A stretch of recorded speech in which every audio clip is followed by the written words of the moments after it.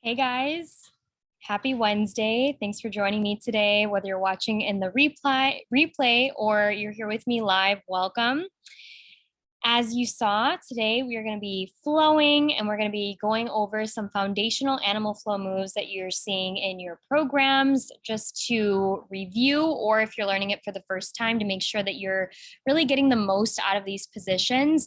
Animal flow, as you've heard me say before, is such an essential component of every one of my programs that I build because it is so essential to not only getting strong and mastering your own body weight, but it really helps you to feel loose, limber, and mobile in all of your joints so that your body is bulletproofed and super resilient to injury.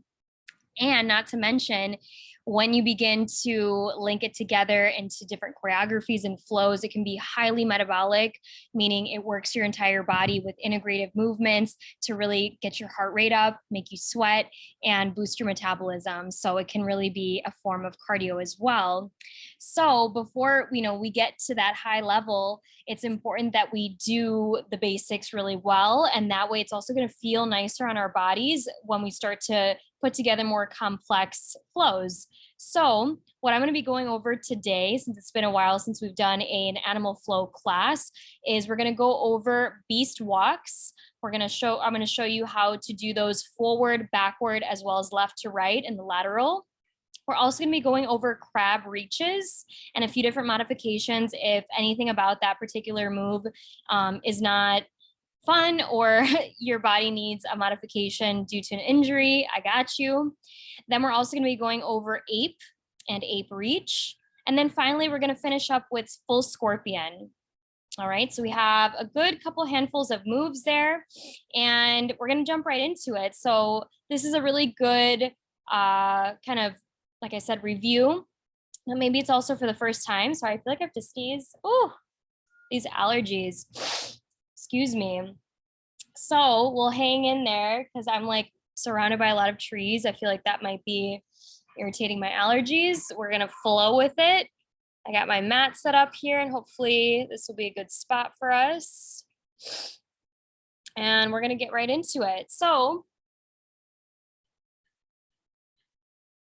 as always, we know with animal flow, it can be a little bit more demanding on the wrist because we are becoming these animal positions. And so we want to make sure that our wrists are prepped. So you can do this a bunch of different ways. I like to start out in kind of a all fours position and just kind of flow with it. I'm going to just start by making some big circles. Here a little bit so you can see. Okay. Definitely with animal flow as well, wherever you're practicing this, whether it's in your home, at a gym, wherever, you want to make sure that you are in a place where you feel comfortable, like getting down on your hands and knees. So I have a mat here, that's important. And you'll notice that I'm wearing socks. Definitely would recommend, whenever possible with animal flow, to do minimal training shoes, which means a very flat sole, or barefoot, which is even better.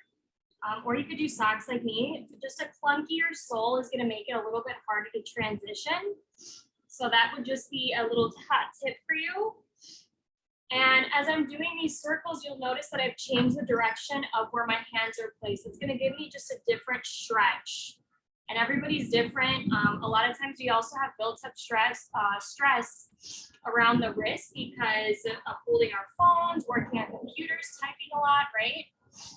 So do whatever feels best for you. There's a bunch of different ways that you can do this.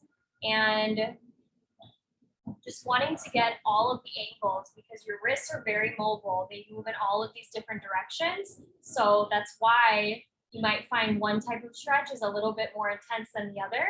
I also really like stretching out the fingers. So you take one finger, pulling it back, and then what you're doing here is you're really just extending that whole line of tension that goes from your arm all the way down into your fingers. So sometimes we just need a good finger stretch, right? So now we can really spread our fingers. This is also great for yoga, for any yogis out there who are practicing. All right, so the first move we have on the menu are beast walks. So the foundation of a beast walk is obviously going to be our static beast position. We're placing our hands directly under the shoulders, right? So we don't want to be out here, and we don't want to be way back here. We want to be right underneath our shoulders. My chest is slightly ahead. My knees are going to be right below the hips. Okay, again, we don't want to be over here. We don't want to be all the way back here. So finding that is key. Then I'm going to create a nice neutral spine by just slightly tucking my tailbone and keeping my shoulders back away from my ears. Toes are then going to tuck. I'm going to go straight upwards, right? So try to resist the shifting back and forth and go straight up. Now I'm just hovering, and I already feel this instantly in my core. All right, now to travel, if we're going to go forward, I'm going to lift up at the same time my opposite hand and foot. Baby step forward. Lift, step it. As you get more comfortable, you can do this a little faster. Okay? And going back is the same thing. Opposite hand and foot, lift, shift it back. And as I'm doing this, notice I'm really trying to maintain that initial position of the hands and the knees directly underneath the joints. So we have stepping. The goal here is to really hover above the floor and maintain that parallel line that my back was creating.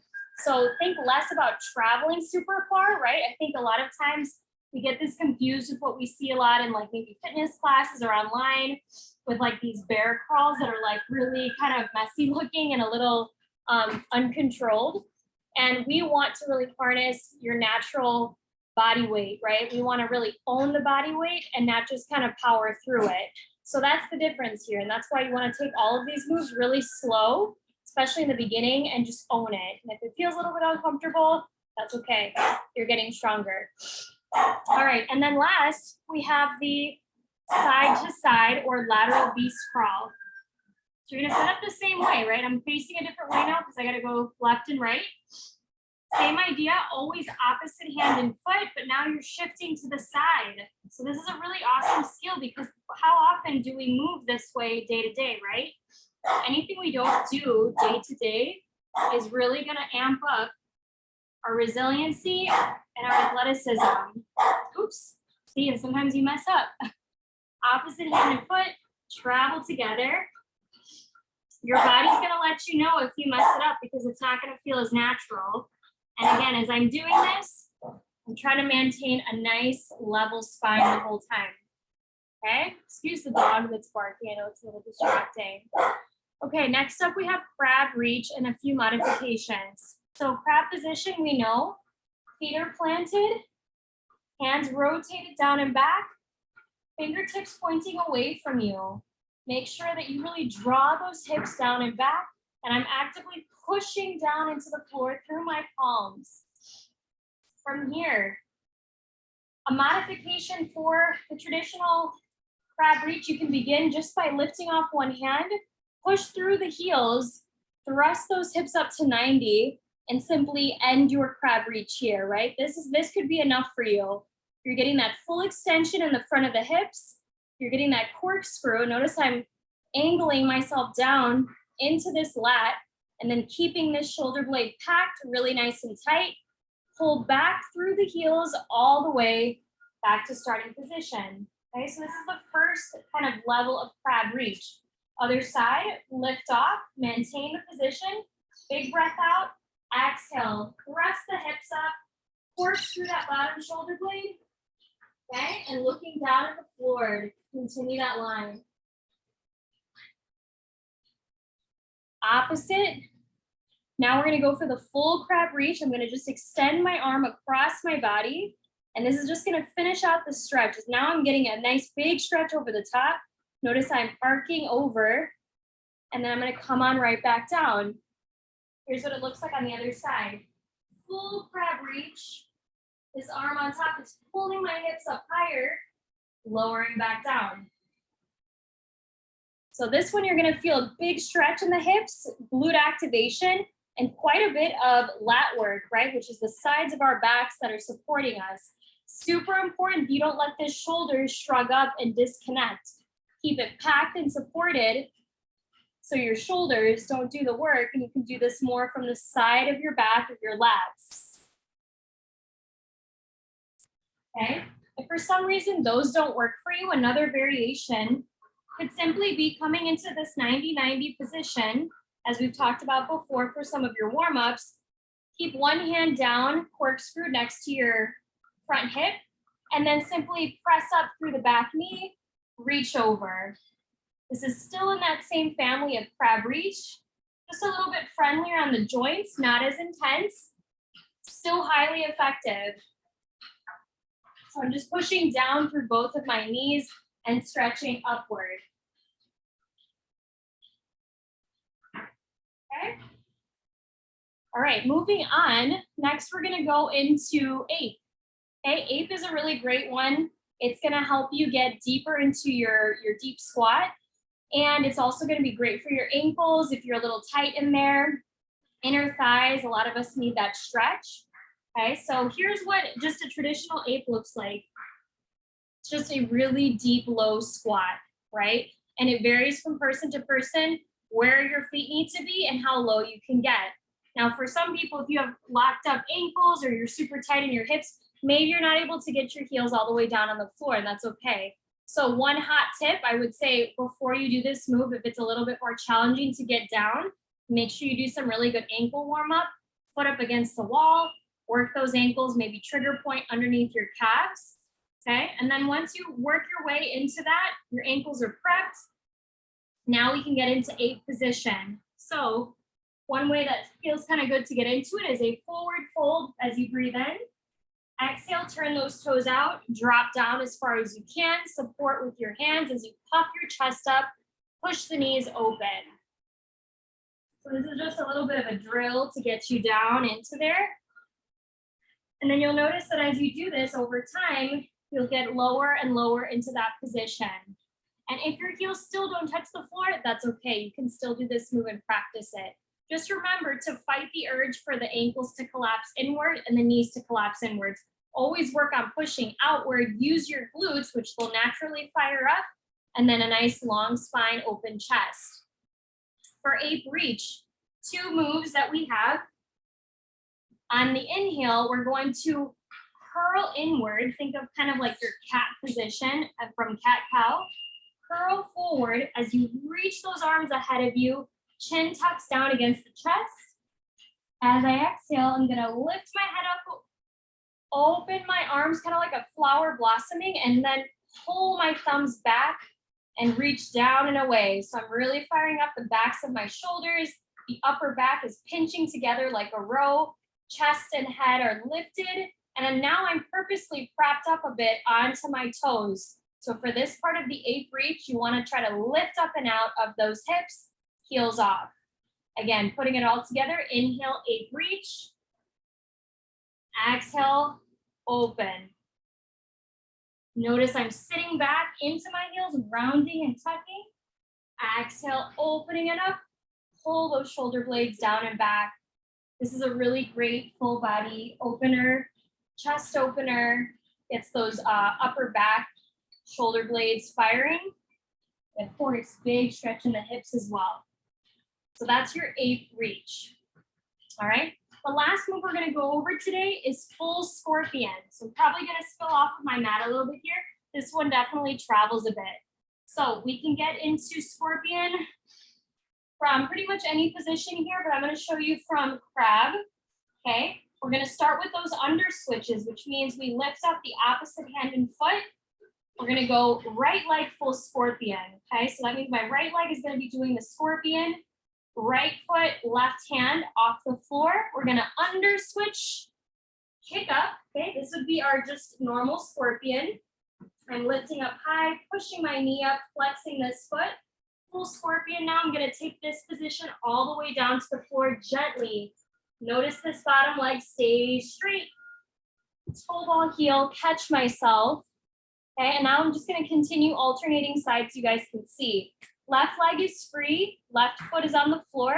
I'm gonna under switch, tuck it underneath myself, hand comes down. There's the scorpion. And now keeping the bottom leg nice and straight, gently disconnect my left hand as I let my body fall to the floor gently. Bottom leg now is free. Right leg, full scorpion. Tuck underneath. Get the stretch. Gently come down to the floor. Left leg, full scorpion. Keeping that bottom leg straight. Allow the weight of this upper knee to take me off. Let go of this hand, catch. Okay, that is our full scorpion. Huge, huge stretch in the hip area. It's gonna really open up also your shoulder blades as you're getting that big stretch, and it feels amazing. So you can kind of loop it together that way, and that is, a really foundational move to help you continue to maximize hip mobility, glute strength. It's a great one definitely to warm up with as well. All right, guys, so that was super fun. I am certainly working up a sweat. And if you guys have any questions at all about the ones that I went over, just to recap, we started with the beast walks, forward, back, left to right, lateral. We then moved into crab reaches and a few different modifications that you can try. We then did ape reach in the ape position, and then we finished off with the full scorpion. If you guys would like even more detailed demonstrations of how to get those foundational moves from just beast, just crab, you can go back into the media link in the Facebook group.